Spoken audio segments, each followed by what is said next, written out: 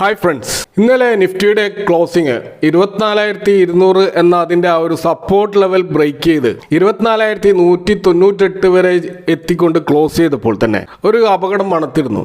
പ്രത്യേകിച്ച് വലിയൊരു ഇവന്റ് ഇന്നലെ നടക്കുന്നത് കൊണ്ട് തന്നെ ആ ഒരു ക്രാഷിനുള്ള സാധ്യത ഇന്നലെ തന്നെ അതിൻ്റെ സൂചനകൾ വന്നിരുന്നു.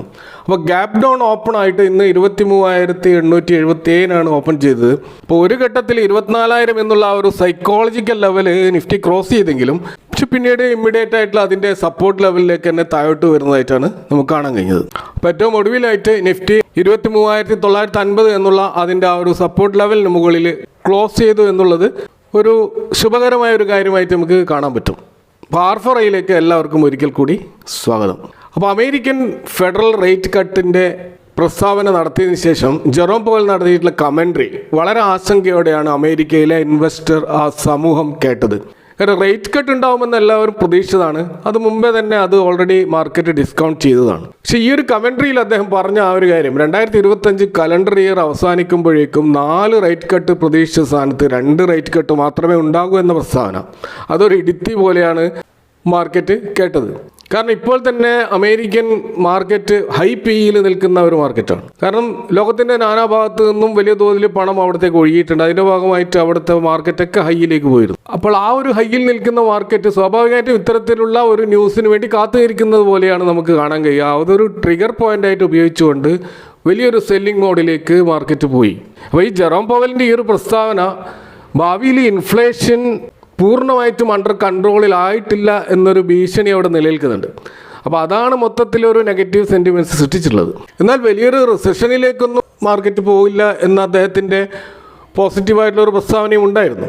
അപ്പോൾ ഭാവിയിൽ വരാൻ പോകുന്ന ആ 4 റേറ്റ് കട്ട് 2 റേറ്റ് കട്ടായി കുറയുമെന്ന് സ്വപ്നത്തിൽ പോലും ഇൻവെസ്റ്റേഴ്സ് പ്രതീക്ഷിച്ചിരുന്നില്ല എന്ന് വേണം മനസ്സിലാക്കാം. അപ്പോൾ ഇതിൻ്റെ ഒരു റിപ്പിൾ എഫക്റ്റ് ഡൗ ജോൺസിൽ മാത്രമല്ല നാസ്ഡാക്ക് ഇൻഡെക്സിലും ഉണ്ടായി. കാരണം നാസ്ഡാക്ക് ഇൻഡെക്സ് ടെക്നോളജി ഇൻഡെക്സ് ആണ്. അവിടെ അത്ര വലിയൊരു ക്രാഷ് ആരും പ്രതീക്ഷിച്ചിരുന്നില്ല, പക്ഷെ അവിടെയും വലിയ ക്രാഷ് ഉണ്ടായി. മാത്രമല്ല ഏഷ്യ, യൂറോപ്പ്, വേൾഡ് വൈഡ് ആയിട്ടുള്ള ഒരുവിധ എല്ലാ മാർക്കറ്റിലും ഇതിൻ്റെ ഒരു ചെയിൻ എഫക്റ്റ് ഉണ്ടായതായിട്ട് നമുക്ക് കാണാൻ കഴിയും. അപ്പോൾ ഇന്ത്യൻ മാർക്കറ്റ് നമുക്കറിയാം ഓൾറെഡി വളരെ വീക്കായി നിൽക്കുന്ന ഒരു ഡൊമസ്റ്റിക് ക്യൂസ് ആണ് നമുക്കുള്ളത്. കാരണം നമ്മുടെ Q1, Q2 ഏർണിങ്സ് വളരെയധികം ഡിക്ലൈൻ ആണിരുന്നു. അതുകൂടാതെ കഴിഞ്ഞ ഒരാഴ്ചയായിട്ട് ട്രേഡ് ഡെഫിസിറ്റുമായിട്ട് ബന്ധപ്പെട്ട അതിൻ്റെ ഉയർച്ച അത് വലിയ തോതിൽ മാർക്കറ്റിൽ ആശങ്കകൾ സൃഷ്ടിക്കുന്നുണ്ടായിരുന്നു. കൂടാതെ റുപ്പിയുടെ ഡീവാലുവേഷൻ അതിപ്പോൾ 85 എന്ന ലെവൽ കടന്നിരിക്കുകയാണ് ഡോളറുമായിട്ട് കമ്പയർ ചെയ്യുമ്പോൾ. അതും ഒരു നെഗറ്റീവ് സെൻറ്റിമെൻറ്റ്സ് ഉണ്ട്. കൂടാതെ ഇൻഫ്ലേഷൻ പൂർണ്ണമായിട്ടും വരുതിയിലായിട്ടില്ല എന്നുള്ളതും മറ്റൊരു കൺസേൺ ആണ്. അപ്പോൾ ഇതെല്ലാം കൂടിയിട്ട് വളരെയധികം വീക്കായി നിൽക്കുന്ന ഇന്ത്യൻ മാർക്കറ്റിലാണ് ഇങ്ങനെയുള്ളൊരു അമേരിക്കൻ മാർക്കറ്റിൻ്റെ നെഗറ്റീവ് ന്യൂസും കൂടി വന്നതോടുകൂടി അത് വലിയ തോതിൽ നമ്മുടെ മാർക്കറ്റിനെ ബാധിച്ചതായിട്ട് കാണാം. എന്നാൽ ഇതെല്ലാം ഡൊമസ്റ്റിക് വീക്ക്നെസ് വലിയ തോതിൽ സൃഷ്ടിക്കുന്നുണ്ടെങ്കിലും ഇപ്പോൾ Q3 ഒരു റിക്കവറി ഏതായാലും മാർക്കറ്റ് പ്രതീക്ഷിക്കുന്നില്ല. നമ്മുടെ റിക്കവറി ഉണ്ടാകുമ്പോൾ Q4 എന്നാണ് പൊതുവെ മാർക്കറ്റ് വിലയിരുത്തുന്നത്. അപ്പോൾ ആ ഒരു ശുഭാപ്തി വിശ്വാസത്തോടെയാണ് ഇപ്പോൾ മാർക്കറ്റ് മുന്നോട്ട് പോയിക്കൊണ്ടിരിക്കുന്നത്. നമുക്ക് കാണാനായിട്ട് FIIs അതിൻ്റെ സെല്ലിംഗ് ഇപ്പോഴും തുടരുകയാണ്. കഴിഞ്ഞ 3 ട്രേഡിംഗ് സെഷനിൽ അവർ നെറ്റ് സെല്ലേഴ്സ് ആയിരുന്നു. ഓവറോൾ ഈ ഒരു ഡിസംബർ മാസം ഇന്നലെ വരെ 13 ട്രേഡിംഗ് സെഷനാണ് ഉണ്ടായിരുന്നത്. അതിൽ 6 ട്രേഡിംഗ് സെഷനിൽ ഫോറിൻ ഇൻവെസ്റ്റേഴ്സ് നെറ്റ് ബയേഴ്സ് ആയിരുന്നു. ബാക്കിയുള്ള 7 സെഷനിലാണ് അവർ നെറ്റ് സെല്ലേഴ്സായി മാറിയുള്ളത്. അപ്പോൾ ഓവറോൾ അവരുടെ ഒരു നെറ്റ് സെല്ലിംഗ് വാല്യൂ എന്ന് പറയുന്നത് 3,700 കോടി മാത്രമാണ്. അപ്പോൾ ഇത് ഒരു പോസിറ്റീവായിട്ടുള്ളൊരു കാര്യമാണ്. കാരണം ഒക്ടോബർ മാസം 1,14,000 കോടിയുടെ നെറ്റ് സെല്ലിങ്ങും നവംബർ മാസം 46,000 കോടിയുടെ നെറ്റ് സെല്ലിങ്ങും നടത്തിയ ഫോറിൻ ഇൻവെസ്റ്റേഴ്സ് ഇത്ര ചുരുങ്ങിയ ഒരു നെറ്റ് സെല്ലിലേക്ക് വന്നത് തീർച്ചയായിട്ടും വളരെയധികം പ്രതീക്ഷ നൽകുന്ന ഒരു കാര്യമാണ്. അപ്പോൾ ഈ ഡിസംബർ മാസം ആക്ച്വലി വലിയ സെല്ലിംഗ് ഒന്നും നടന്നിട്ടില്ല എന്ന് നമുക്ക് മനസ്സിലാക്കാൻ കഴിയും. കൂടാതെ ഡൊമസ്റ്റിക് ഇൻവെസ്റ്റേഴ്സ് കഴിഞ്ഞ 2 ട്രേഡിംഗ് സെഷനിലും നെറ്റ് ബയേഴ്സ് ആയിരുന്നു. അവർ 2,700 കോടിയുടെ ബൈങ് 2 ദിവസം മുമ്പേ നടത്തി. കൂടാതെ ഇന്നലെ നടത്തിയ 4,000 കോടിയുടെ ബൈങ് ആണ്. അപ്പോൾ അവരുടെ ബൈങ് ഇൻക്രീസ് ആകുന്നുണ്ട്. അപ്പോൾ ഇന്നത്തെ നമ്മളൊരു FII DII ഡാറ്റ നോക്കിക്കഴിഞ്ഞാൽ ഇപ്പോഴും ഫോറിൻ ഇൻവെസ്റ്റേഴ്സ് നെറ്റ് സെല്ലേഴ്സ് ആണ്. പക്ഷേ 4,000 കോടിയുടെ ഒരു സെല്ലിംഗ് ആണ് അവർ നടത്തിയിട്ടുള്ളത്. ഡൊമസ്റ്റിക് ഇൻവെസ്റ്റേഴ്സ് ഏകദേശം 4,000 കോടിയുടെ അടുത്ത് തന്നെ ബൈങ് നടത്തിയതായിട്ട് നമുക്കിവിടെ കാണാൻ കഴിയും.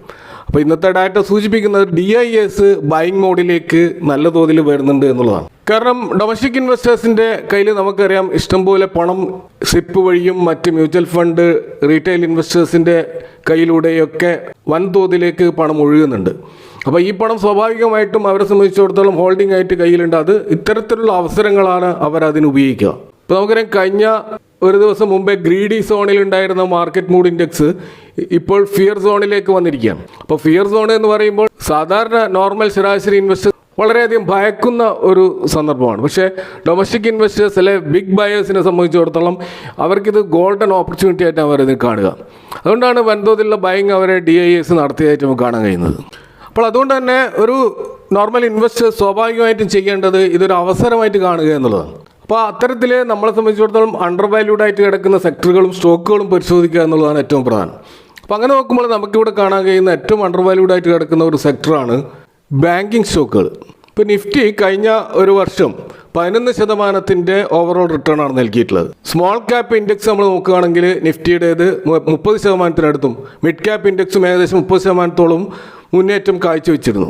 എന്നാൽ ഇതേ സ്ഥാനത്ത് നമ്മൾ ബാങ്ക് നിഫ്റ്റിയുടെ ആ ഒരു ഇൻഡെക്സ് നോക്കിക്കഴിഞ്ഞാൽ അവിടെ ഏകദേശം 8% ഉയർച്ച മാത്രമാണ് കൈവരിച്ചിട്ടുള്ളത്. അപ്പോൾ ഈ ഒരു സാഹചര്യത്തിൽ നമ്മൾ കോൺസെൻട്രേറ്റ് ചെയ്യേണ്ട ഒരു സെക്ടർ തന്നെയാണ് ബാങ്കിങ് സ്റ്റോക്കുകൾ എന്ന് മനസ്സിലാക്കാൻ കഴിയുന്നു. അപ്പോൾ നമ്മൾ ബാങ്കിങ് സ്റ്റോക്കുകളുടെ ഒരു വാല്യുവേഷൻ നോക്കുകയാണെങ്കിൽ വളരെയധികം ലോ വാല്യുവേഷനിലാണ് പല ലീഡിംഗ് ബാങ്കുകളും ട്രേഡ് ചെയ്യുന്നത്. കൂടാതെ നമുക്കറിയാം December 6 ഒരു പ്രധാനപ്പെട്ട അനൗൺസ്മെൻറ്റ് RBI നടത്തിയിരുന്നു. അപ്പോൾ RBI റേറ്റ് കട്ട് നടത്തിയിട്ടില്ലെങ്കിലും അവർ CRR കട്ട് ചെയ്തതായിട്ട് നമുക്ക് കാണാൻ കഴിയും. CRR എന്ന് പറയുന്നത് ക്യാഷ് റിസർവ് റേഷ്യോ ആണ്. അതായത് ഒരു ബാങ്ക് അവർ നിർബന്ധമായിട്ടും കരുതൽ ധനശേഖരണം എന്ന രീതിയിൽ ഒരു റിസർവ് ആയിട്ടുള്ള ഒരു ക്യാഷ് അവർ ബാങ്കിൽ സൂക്ഷിക്കേണ്ടതുണ്ട്.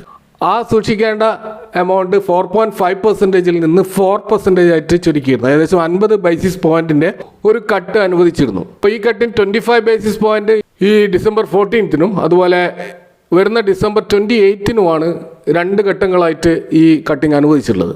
അപ്പോൾ ഇതിനെ തുടർന്ന് ബാങ്കിങ് സംവിധാനം വലിയ തോതിലുള്ള ലിക്വിഡിറ്റി വർദ്ധിക്കാൻ കാരണമാകും. ഇപ്പോൾ തത്ഫലമായിട്ട് വായ്പാ വിതരണം ശക്തിപ്പെടുകയും അങ്ങനെ നമ്മുടെ സാമ്പത്തിക വളർച്ചയ്ക്ക് നേരിയ തോതിലെങ്കിലും ഒരു ആശ്വാസമായി നിൽക്കുകയും ചെയ്യുമെന്നാണ് പൊതുവെ മാർക്കറ്റ് വിലയിരുത്തുന്നത്.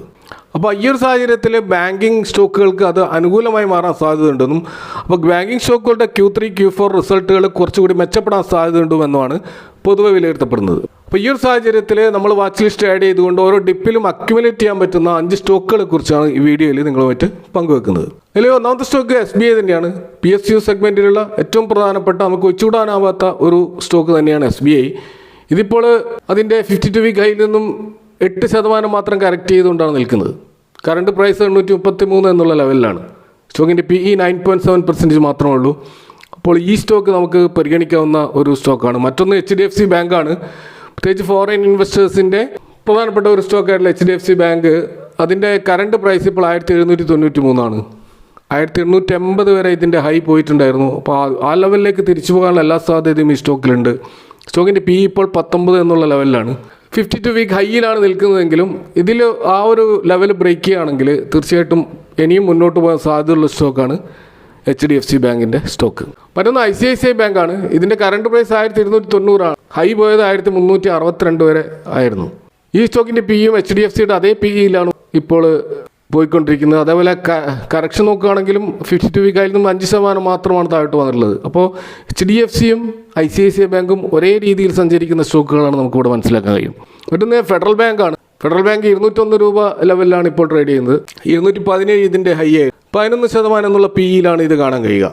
ഇതിൻ്റെ 52 വീക്ക് ഹൈയിൽ നിന്നും 7% മാത്രമാണ് ഇവിടെയും കറക്ഷൻ നടന്നിട്ടുള്ളത്. അപ്പോൾ ഈ സ്റ്റോക്ക് നമുക്ക് വാച്ച് ലിസ്റ്റ് ആഡ് ചെയ്തുകൊണ്ട് അതിൻ്റെ ഡിപ്പിൽ ആഡ് ചെയ്യാൻ പറ്റാവുന്ന മറ്റൊരു പ്രധാനപ്പെട്ട സ്റ്റോക്കാണ്. ഇനി അവസാനമായിട്ട് 5ാമത്തെ സ്റ്റോക്ക് IDFC ഫസ്റ്റ് ബാങ്കാണ്. ഇതിൻ്റെ കറണ്ട് പ്രൈസ് 65 രൂപയാണ്. ഇതിൻ്റെ ഹൈ 89 വരെ പോയിരുന്നു. സ്റ്റോക്കിൻ്റെ PE ഇപ്പോൾ 20 എന്നുള്ള PEയിലാണ്. കാരണം ഇത് ഹൈ PEയിൽ ട്രേഡ് ചെയ്ത ഒരു സ്റ്റോക്കായിരുന്നു, താഴോട്ടേക്ക് വന്നിട്ടുണ്ട്. കൂടാതെ അതിൻ്റെ 52 വീക്ക് ഹൈയിൽ നിന്ന് 27% താഴോട്ടേക്ക് വന്ന സ്റ്റോക്കാണ് IDFC ഫസ്റ്റ് ബാങ്ക്. ഇതിൻ്റെ NPAയുമായി ബന്ധപ്പെട്ട ചില ഇഷ്യൂസാണ് ഇത് ഇത്രയധികം കറക്ഷൻ നേരിടാൻ കാരണം. അത് Q3, Q4 പരിഹരിക്കപ്പെട്ടുകൊണ്ട് മുന്നോട്ട് പോകുമെന്നാണ് അവരുടെ ഇൻവെസ്റ്റ്മെൻറ്റ് പ്രസൻറ്റേഷനിലൊക്കെ നമുക്ക് മനസ്സിലാക്കാൻ കഴിയുന്നത്. അപ്പോൾ ഈ സ്റ്റോക്ക് നമുക്ക് വാച്ച് ലിസ്റ്റിൽ ആഡ് ആവുന്ന ഒരു സ്റ്റോക്കാണ്. ഈ വിഷയങ്ങളെക്കുറിച്ചുള്ള നിങ്ങളുടെ വ്യൂ കമൻറ്റ് ബോക്സിൽ പങ്കുവെക്കുക. Thanks for watching. See you next time with another video.